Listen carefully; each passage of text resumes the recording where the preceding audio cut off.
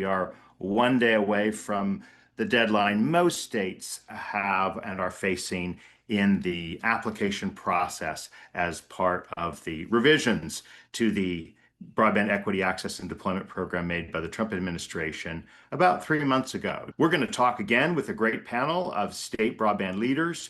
We're looking at an average subsidy to those 24,000 locations of about $2,080 per location.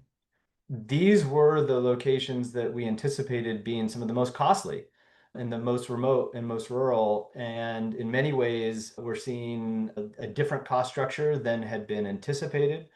The benefit of the bargain round, or the Bob round that we call it, has resulted in about 200 million in deployment cost savings, impressive private matching, and a diverse mix of technologies. And it's important to underscore that in that, we're seeing an 85% of the awards going to fiber, 14% to LEO, or low Earth orbit satellite, and about 1% to hybrid fixed cable. What is unique and something that is not something we're used to in Minnesota is we do our grant programs, we work with providers. If they can't serve locations, they drop and we move on until the next time. Well, in this program, they don't drop, they default somewhere else to a different tech. Our definition of unserved and underserved is not the same as BEAD. So explaining that to people and providers and communities of why they may be getting nothing new is also been a challenge. We had originally over 3,300 project area units.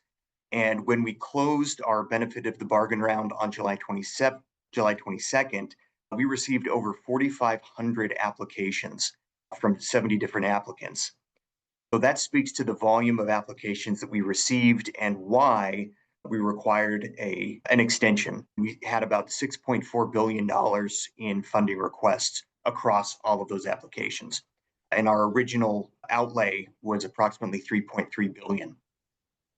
As far as we know, we have the longest extension through the 27th, which makes sense. We have the largest BEAD outlay, and we have the second largest geographical state that we're covering. One of the challenges with BEAD has been that there's been a lot of constraints to work within. Community planning, community involvement, multi-sector engagement is really key to success.